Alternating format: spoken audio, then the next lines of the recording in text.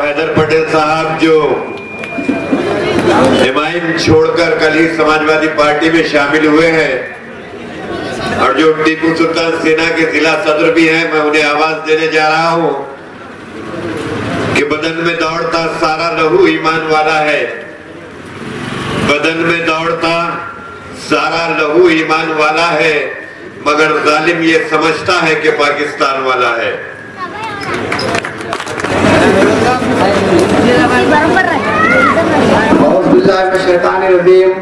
बिस्मिल्लाहिर्रहमानिर्रहीम।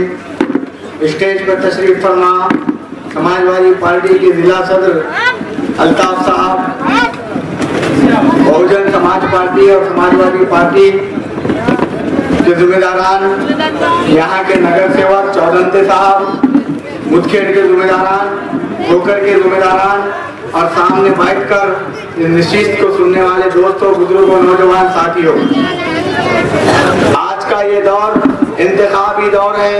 हम और आप बखूबी जानते हैं कि आज तक हमने कभी कांग्रेस को वोट दिया और कभी राष्ट्रवादी को वोट दिया, लेकिन मुसलमानों के हकों की बात करने के लिए कोई तैयार नहीं है।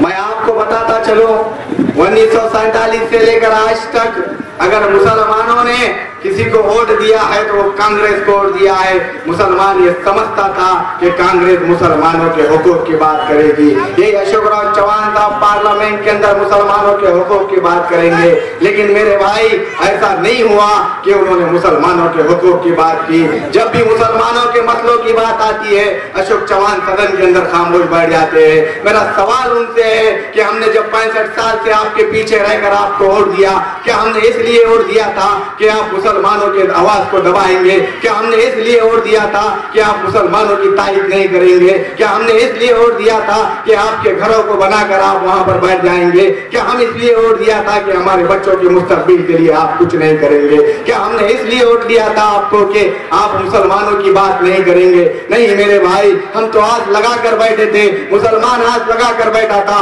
कि अशोक चौहान सदन के अंदर मुसलमानों की बात करेंगे। शरीयत का मामला हो, गोकशी का ना मामला हो, लव जिहाद का मामला हो, कभी मुसलमानों की आवाज को अशोक चौहान ने पार्लियामेंट में बुलंद नहीं किया। मुसलमानों के हुकूक की बात जब भी आती है तो एक ही आवाज महाराष्ट्र के अंदर आती है जिसका नाम अबू आसिम आजमी है। अबू आसिम आजमी ने मुसलमानों के लिए जिद्दोजहद की, क्यों ना हम अबू आसिम आजमी की पार्टी को वोट दे।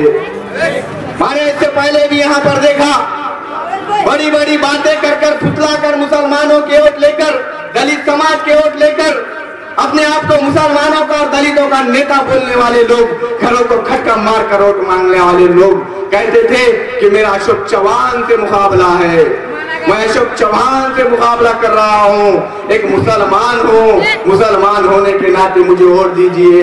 हमारा मुसलमान फिसल गया, दलित समाज फिसल गया, इकट्ठा वोट दिया, नगर अध्यक्ष बना दिया।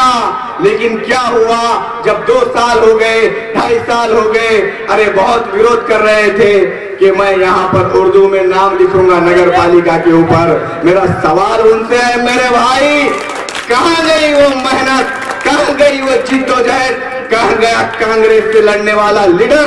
आज मुदखेड़ की आवाम उससे मिलना चाहती है और आज आपके दरमियान में वही लीडर अशोक चौहान के लिए वोट मांग रहा है। मेरा सवाल है मेरे भाई, वोट देने से पहले लोगों को पहचानिए, ये बतलाने के लिए आज आपके दरमियान में आए हैं। मैं आपको बताता चलूं, कांग्रेस और राष्ट्रवादी कांग्रेस का ये इतिहास रहा है कि कांग्रेस के चीफ मिनिस्टर जब नेहरू थे, जब इंदिरा गांधी ने 2 एमएलए को इस्तीफा देने लगाकर आडवाणी को और लाल कृष्ण मुरली मनोहर जोशी को वो पद दिया था और बीजेपी की शुरुआत, आरएसएस की शुरुआत, संघ परिवार की शुरुआत वहां से हुई थी। तो आपको मैं बताता चलूं कि बीजेपी, शिवसेना, संघ परिवार, आरएसएस, इन सबको पैदा करने वाली कांग्रेस है। तो ये कांग्रेस आरएसएस की मां है, ये हमको और आपको जानना पड़ेगा। ये बतलाने के लिए आज आपके दरमियान में आए हैं।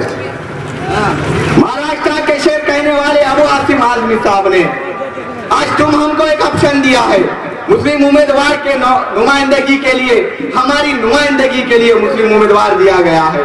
अब्दुल समद साहब की निशानी साइकिल है और आपको साइकिल को वोट देकर उनको यहां से कामयाब करना होगा।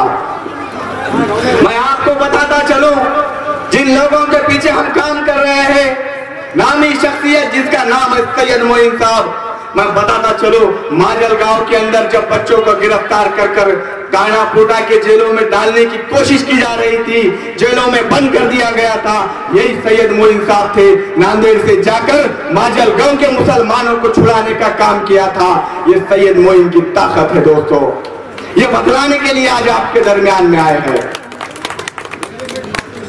लेकिन जानिए, जिस तरीके से नांदेड़ के अंदर उलमाए दीन ने मीटिंग ली, अशोक राज चौहान साहब को वहां पर बुलाया गया, उलमाए दीन ने उनसे सवाल किए कि साहब शरीयत में मुदाखलत हो रही थी, हमें मारा जा रहा था, हम खामोश रहे, हमें नंगा घुमाया गया था, हम खामोश रहे, दलित बच्चों को जला दिया गया, हम खामोश रहे, लेकिन जब शरीयत की बात आएगी तो मुसलमान खामोश नहीं बैठेगा।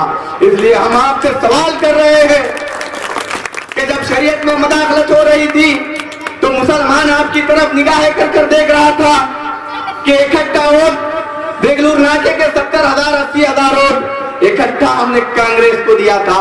अशोक चौहान की तरफ नजरें टिकी हुई थी, कहीं ना कहीं हमारा खासदार मुसलमानों की बात करेगा, लेकिन वहां क्या हुआ मेरे भाई, पहचानिए कौन हमारा है कौन पराया है, ये बतलाने के लिए आपके दरमियान में आए हैं। जब शरीयत में मुदाखलत हो रही थी तब वो नहीं बोला तो वो क्या तुम्हारे हमारे मसले सदन के अंदर हल कर सकता है? ये भी बात हमको वोट देने से पहले सोचना होगा। ये बतलाने के लिए आज आपके दरमियान में आए हैं।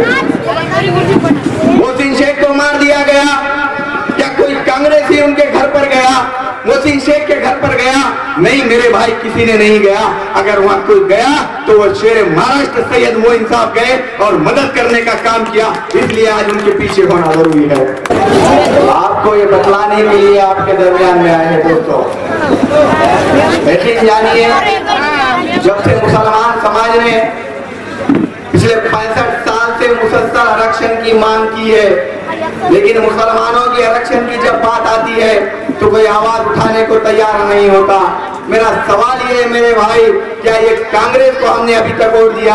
ये चाहती तो मुसलमानों को आरक्षण दे सकती थी, लेकिन मुसलमानों को आरक्षण देने की इनकी नीयत नहीं थी, क्योंकि ये नहीं चाहते थे कि मुसलमान का बच्चा पढ़ लिख कर बड़ा होगा और हमसे सवाल करेगा। ये सोचकर इन्होंने हमको आरक्षण देने का काम नहीं किया दोस्तों। ये बतलाने के लिए आज हम आपके दरमियान में आए हैं। आपको बताता चलो, सुदर्शन न्यूज चैनल का सुदर्शन चौहान नांदेड़ के अंदर आया, अशोक चौहान के सभागृह में आया और उसने कहा कि बाबरी मस्जिद की शहादत के वक्त यही अशोक चौहान साहब के पिताजी शंकरराव चौहान साहब ने हमारी मदद की थी। मदद कैसी की थी? उन्होंने हमारे साथ बाबरी मस्जिद शहादत करने में आ तो नहीं सके, लेकिन घर को बैठकर उन्होंने हमारी मदद की थी। और आज मैं ये कह रहा हूँ कि सुदर्शन चौहान ने कहा था कि आज अशोक चौहान घर को बैठकर अपना सभागृह देकर हमको मदद कर रहे हैं। तो मैं आज से सवाल करता हूँ मुसलमानों, क्या बाबरी मस्जिद की शहादत करने वाले इस अशोक चौहान को वोट दोगे, या फिर बाबरी मस्जिद की शहादत के बाद मुसलमानों को कंधों पर ले जाकर कब्रिस्तान में दफाने वाले आप अबुआ सिमार की वोट देंगे? या हम आपको तय करना पड़ेगा। ये बतलाने के लिए आज आपके दरमियान में आए हैं। आपको समझना होगा कि सिर्फ और सिर्फ चाहे कोई भी पार्टी हो हमारा इस्तेमाल कर रही है, हमारे वोट का इस्तेमाल कर रही है। आज वोट की ताकत हमको जानना होगा। बाबा साहब अम्बेडकर साहब ने कहा था कि पहले राजा रानी के पेट से पैदा होता था, लेकिन अब राजा वोट से पैदा होगा और हम तुम जिसको वोट देंगे वो राजा बनेगा। ये हमको और आपको समझना होगा। जो अपने आप को कह रहे हैं कि नांदेड़ जिले का 7/12 हमारे नाम पर है, मेरा सवाल उनसे है साहब, जब नांदेड़ जिले का 7/12 आपके नाम पर है, जब नांदेड़ जिले को आप अपना खेत समझते हैं, तो अभी तक नांदेड़ जिले के अंदर 900 से ज्यादा शेतकरियों ने आत्महत्या की। क्या कभी आपने सदन में शेतकरियों के लिए आवाज उठाई? नहीं उठाई।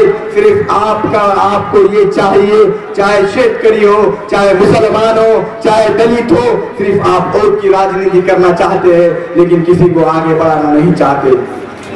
हाँ, शिवराज चौहान साहब ने किया तो क्या किया?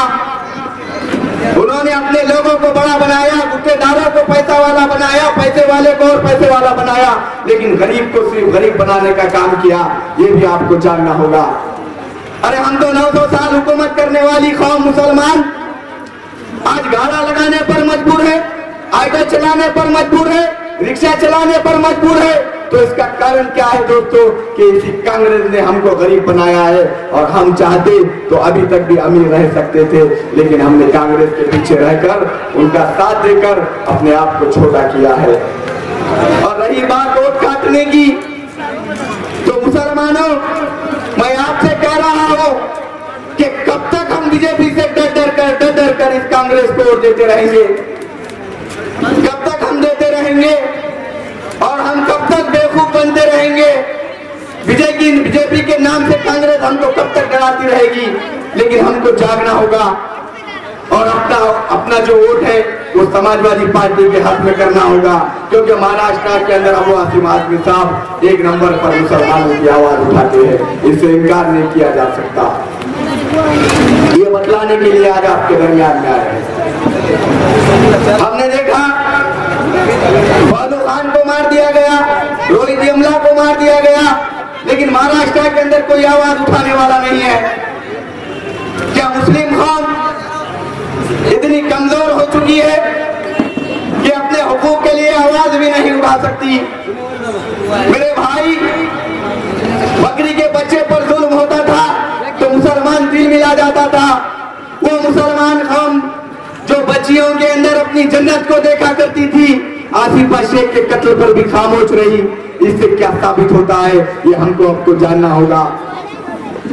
याद रखिए मुसलमानों, जो कौम आवाज नहीं उठाती वो कौम लाशें उठाती है, लाशें। हमको और आपको तय करना होगा, हम आवाज उठाने वाले बनेंगे या लाशें उठाने वाले बनेंगे, ये हमको तय करना होगा। इस बात को याद रखिए, आने वाली 18 तारीख को अब्दुल समद साहब के हक में वोट कीजिए। इस शेर के साथ मैं अपनी बात को खत्म कर दूंगा। आसमां बेरंग है तो बेरंगी सही, जमी हमसे तंग है तो तंगी सही।